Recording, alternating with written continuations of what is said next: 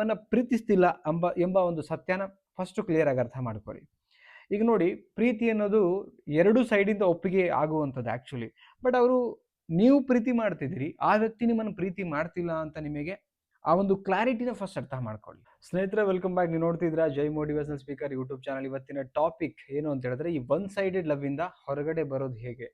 Last time ಅಲ್ಲಿ ಒಂದು counselling ಮಾಡಿದೆ ನಾನು. ಅದರಲ್ಲಿ ಒಬ್ರು ಒನ್ ಸೈಡೆಡ್ ಲವ್ ಇಂದಾನೆ ತುಂಬಾ ಡಿಪ್ರೆಷನ್ಗೆ ಹೊರಟೋಗ್ಬಿಟ್ಟಿದ್ರು. ಅಂದ್ರೆ ಒಬ್ಬರೇ ತುಂಬಾ ಇಷ್ಟಪಡ್ತಾರೆ, ಬಟ್ ಅಪೋಸಿಟ್ ಅಲ್ಲಿ ಇದ್ದಂತ ಅವ್ರಿಗೆ ಇಷ್ಟಪಡ್ತಾ ಇಲ್ಲ, ಬಟ್ ಇವ್ರಿಗೆ ಅವ್ರನ್ನ ಬಿಟ್ಟಿರೋಕೆ ಆಗ್ತಿಲ್ಲ. ಈ ತರ ಸುಮಾರು ಕೇಸುಗಳಿದೆ. ಇವತ್ತು ಸುಮಾರು ಮನಸ್ಥಿತಿಗಳಿದೆ, ಸುಮಾರು ವ್ಯಕ್ತಿಗಳು ಒನ್ ಸೈಡ್ ಲವ್ ಇಂದಾನೆ ಡಿಪ್ರೆಷನ್ಗೆ ಹೋಗಿರುವಂತದ್ದು ನೋಡಿದೀನಿ ನಾನು. ಸೊ ಅವಂತವರಿಗೆ ಅದರಿಂದ ಆಚೆ ಬರೋಕೆ ಏನ್ ಮಾಡಬೇಕು ಅಂತ ಇಲ್ಲಿ ನಿಮ್ಗೆ 6 ಟಿಪ್ಸ್ ಅನ್ನ ಕೊಡ್ತೀನಿ. ತುಂಬಾ ಯೂಸ್ಫುಲ್ ಆಗಿದೆ. ಸೊ ಮಿಸ್ ಮಾಡಬೇಡಿ, ವಿಡಿಯೋ ಕೊನೆ ತನಕ ನೋಡಿ ಅಂತ ಹೇಳ್ತಾ, ಅದಕ್ಕಿಂತ ಮುಂಚೆ ಫಸ್ಟ್ ನಮ್ಮ ಚಾನಲ್ ನೋಡ್ತಾ ಇದ್ರೆ ಸಬ್ಸ್ಕ್ರೈಬ್ ಮಾಡಿ, ಸಪೋರ್ಟ್ ಮಾಡಿ. ಅಂಡ್ ಕೌನ್ಸಿಲಿಂಗ್ ಬೇಕು, ರಿಲೇಶನ್ಶಿಪ್ ವಿಚಾರವಾಗಿ ಮಾತಾಡಬೇಕು ನನ್ನ ಜೊತೆಗೆ ಅಂತ ಹೇಳಿದ್ರೆ ಸ್ಕ್ರೀನ್ ಮೇಲೆ ನಂಬರ್ ಕೊಟ್ಟಿರ್ತೀನಿ, ಕಾಂಟ್ಯಾಕ್ಟ್ ಮಾಡಿ. ಬಟ್ ಚಾರ್ಜಸ್ ಇರುತ್ತೆ, ಫ್ರೀ ಇರಲ್ಲ. ಫಸ್ಟ್ ಪಾಯಿಂಟ್ ಏನು ಮಾಡಬೇಕು ಅಂತ ಹೇಳಿದ್ರೆ, ಒನ್ ಸೈಡ್ ಲವ್ ಇಂದ ಆಚೆ ಬರಬೇಕು ಅಂದ್ರೆ, ಅವರು ನಿಮ್ಮನ್ನ ಪ್ರೀತಿಸ್ತಿಲ್ಲ ಎಂಬ ಒಂದು ಸತ್ಯನ ಫಸ್ಟ್ ಕ್ಲಿಯರ್ ಆಗಿ ಅರ್ಥ ಮಾಡ್ಕೊಳ್ಳಿ. ಈಗ ನೋಡಿ, ಪ್ರೀತಿ ಅನ್ನೋದು ಎರಡು ಸೈಡಿಂದ ಒಪ್ಪಿಗೆ ಆಗುವಂಥದ್ದು ಆಕ್ಚುಲಿ. ಬಟ್ ಅವರು ನೀವು ಪ್ರೀತಿ ಮಾಡ್ತಿದ್ದೀರಿ, ಆ ವ್ಯಕ್ತಿ ನಿಮ್ಮನ್ನು ಪ್ರೀತಿ ಮಾಡ್ತಿಲ್ಲ ಅಂತ ನಿಮಗೆ ಆ ಒಂದು ಕ್ಲಾರಿಟಿನ ಫಸ್ಟ್ ಅರ್ಥ ಮಾಡ್ಕೊಳ್ಳಿ. ಇದಕ್ಕಿಂತ ದೊಡ್ಡದು ನಿಮಗೆ ಆಚೆ ಬರೋಕೆ ಯಾವುದೂ ಇಲ್ಲ ಆಕ್ಚುಲಿ. ಫಸ್ಟು ಆ ಒಂದು ಕ್ಲಾರಿಟಿನ ಅರ್ಥ ಮಾಡ್ಕೊಬೇಕು. ಅದು ಅರ್ಥ ಮಾಡ್ಕೊಂಡು ಮನಸ್ಸಿಗೆ ಒಪ್ಪಿಸ್ಕೋಬೇಕು. ಯಾಕೆ ಅಂತ ಹೇಳಿದ್ರೆ, ನೀವೆಷ್ಟು ಪ್ರೀತಿ ಮಾಡ್ತೀರಿ ಅವರು ಅಷ್ಟೇ ಪ್ರೀತಿ ಮಾಡೋದು ಮುಖ್ಯ ಇದೆ. ಆವಾಗ ಅದಕ್ಕೆ ಪ್ರೀತಿ ಅಂತ ಹೇಳ್ತೀವಿ. ನೀವಷ್ಟೇ ಪ್ರೀತಿ ಮಾಡಿ ಅವ್ರು ಒಪ್ಕೊಳ್ತಾ ಇಲ್ಲ ಅಂತ ಬಂದಾಗ, ಅದನ್ನ ಅರ್ಥ ಮಾಡಿಕೊಂಡು ನಿಮ್ಮ ಮನಸ್ಸಿಗೆ ಒಪ್ಕೊಂಡಾಗ ಅದರಿಂದ ಆಚೆ ಬರೋಕೆ ಸ್ವಲ್ಪ ಟೈಮ್ ತಗೊಳುತ್ತೆ, ಸಾಧ್ಯತೆ ಕೂಡ ಇದೆ. First point. And second point ಏನಂತ ಹೇಳಿದ್ರೆ, ಒಂದು ದಿನ ಅವರು ನನ್ನ ಅರ್ಥ ಮಾಡ್ಕೊಳ್ತಾರೆ ಅನ್ನೋ ಒಂದು ನಿರೀಕ್ಷೆಯನ್ನ ಬಿಟ್ಟುಬಿಡಿ. ಏನಾಗುತ್ತೆ, ಕೆಲವರಿಗೆ ಸ್ವಲ್ಪ certain days 1 month 2 months 6 month ತನಕ ಕಾಯ್ತಾರೆ. ನೀವು ಪ್ರಪೋಸ್ ಮಾಡಿದ ಮೇಲೂ ಕೂಡ ಅವ್ರು ನಿಮ್ಮನ್ನು ಇಷ್ಟಪಡ್ತಾ ಇಲ್ಲ, ನಿಮ್ಮ ಪ್ರೀತಿ ಒಪ್ಕೊಳ್ತಾ ಇಲ್ಲ ಅಂದಮೇಲೆ, ಆ ಒಂದು ಏನಿದೆ ಕ್ಲಾರಿಟಿ ಆಫ್ ಅಂಡರ್ಸ್ಟ್ಯಾಂಡಿಂಗ್ ಅದು ಅರ್ಥ ಮಾಡ್ಕೊಂಡ್ಮೇಲೆ ಮತ್ತೆ ಅದೇ ಪ್ರೀತಿನಲ್ಲಿ ಅವ್ರ ಎಕ್ಸ್ಪೆಕ್ಟೇಷನ್ ಅಲ್ಲಿ ನೀವು ಬದುಕ್ಬಿಡಬೇಡಿ. ಬಿಕಾಸ್ ನಿಮ್ಗೆ ಟೈಮ್ ವೇಸ್ಟ್ ಆಗುತ್ತೆ. ಓಕೆ, ಯಾಕೆ ಅಂತ ಹೇಳಿದ್ರೆ, ನಾನು ಹೇಳ್ತಿರೋದು ಪ್ರತಿಯೊಬ್ಬ ಮನುಷ್ಯನಿಗೆ ಅವರದೇ ಆದೊಂದು ಸ್ವಾಭಿಮಾನ ಇದೆ. ಆ ಸ್ವಾಭಿಮಾನ ಬಿಟ್ಟು ನೀವು ಆಚೆ ಹೋಗ್ಬೇಡಿ. Okay, it's very important. So ಆ ನಿರೀಕ್ಷೆನ ಬಿಟ್ಟು ನೀವಾಗಿ ಬದುಕೋಕೆ ಶುರು ಮಾಡಬೇಕು.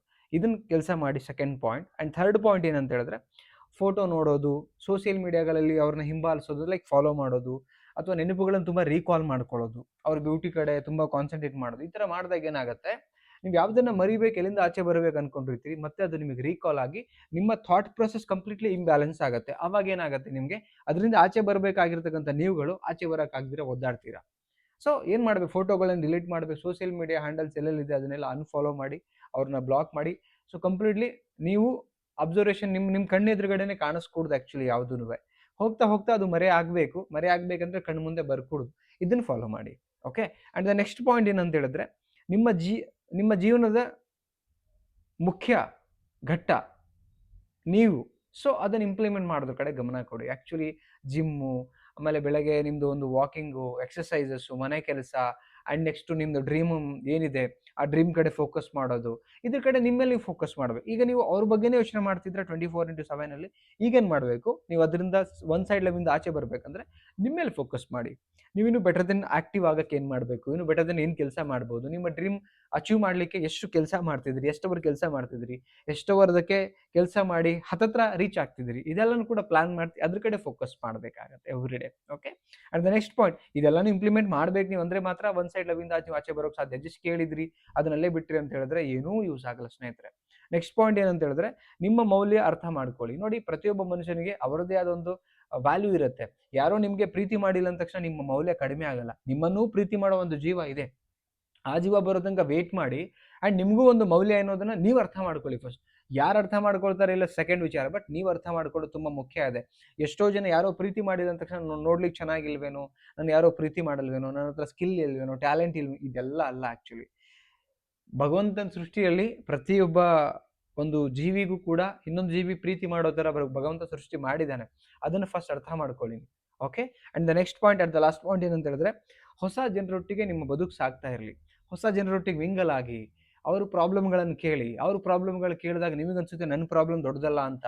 ಆಮೇಲೆ ಅವರೊಟ್ಟಿಗೆ ಮಿಂಗಲ್ ಆದಾಗ ನಿಮಗೆ ಹೊಸ ಪ್ರಪಂಚ ಗೊತ್ತಾಗ್ತಾ ಬರುತ್ತೆ. ಆ್ಯಂಡ್ ಅವರೊಟ್ಟಿಗೆ ಮಿಂಗಲ್ ಆಗ್ತಾ ಆಗ್ತಾ ಆಗ್ತಾ ಈ ಕಡೆ ನಿಮ್ಮ ಸಫರ್ ಆಗಿರ್ತಕ್ಕಂಥ ಪೂರ್ತಿ ಏನು ಮೆಮೊರಿ ಇದೆಯಲ್ಲ, ನೀವು ಸಫರ್ ಆಗಿರ್ತಕ್ಕಂಥದ್ದು ಅದೆಲ್ಲನೂ ಕೂಡ ನೀವು ಮರೆಯೋ ಸಾಧ್ಯತೆಗಳಿದೆ.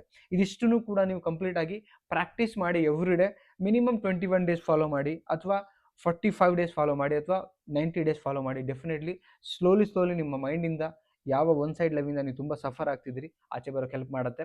ಈ ವಿಡಿಯೋ ನಿಮಗೆ ಹೇಗೆ ಅನಿಸ್ತು ಆ್ಯಂಡ್ ಎಷ್ಟು ಹೆಲ್ಪ್ ಆಯಿತು ಅದನ್ನು ಕಮೆಂಟ್ ಸೆಕ್ಷನಲ್ಲಿ ಕಮೆಂಟ್ ಮಾಡಿ. ಇಷ್ಟ ಆದರೆ ಲೈಕ್ ಮಾಡಿ ಆ್ಯಂಡ್ ಎಲ್ರಿಗೂ ಶೇರ್ ಮಾಡಿ. ಮತ್ತೊಂದು ಟಾಪಿಕಲ್ಲಿ ಸಿಗ್ತೀನಿ ಆ್ಯಂಡ್ ಆದಷ್ಟು ಬೇಗ 50K ಆಗಲಿ. Thank you so much guys, love you, ನಮಸ್ತೆ.